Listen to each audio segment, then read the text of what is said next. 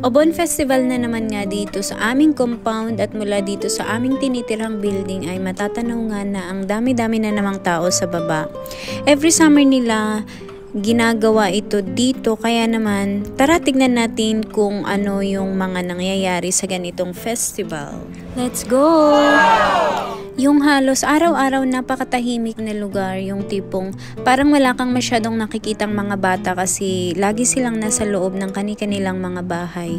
Ngayon ko lang na-realize na ang dami palang mga bata dito sa aming compound. Ngayong nagsisilabasan sila para dito sa festival. Ayon sa nabasa ko, ang Obon Festival ay isa sa mga Japanese belief at Japanese Buddhist custom na ginagawa nila to honor the spirits of their ancestors.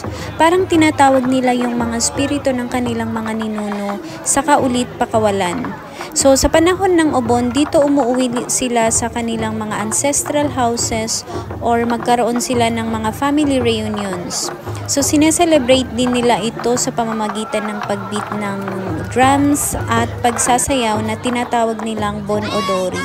Kaya nga lang wala akong video sa kanilang sayaw kasi hindi ko naabutan.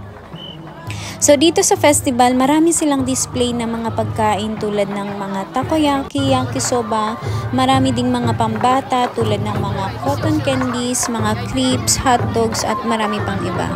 May mga display din na mga drinks at beers. Napansin ko nga na sa ganitong mga festival, halos karamihan ay umiinom dito at makikita mo din na halos magkakapamilya yung mga nandito na nagkasalo-salo. At talaga namang nagdala sila ng mga sari-sarili nilang mats or upuan.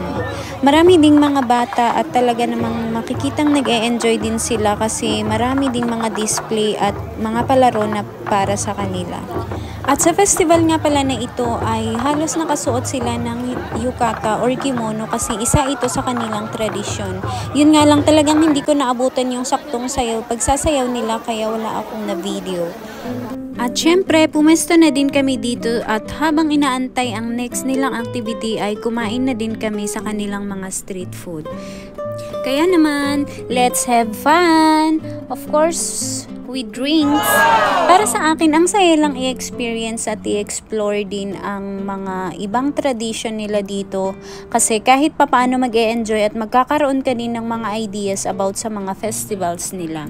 And as you can see, marami na ding nakatambay dito na nag-aabang sa next activity na mangyayari. So, let's wait and enjoy.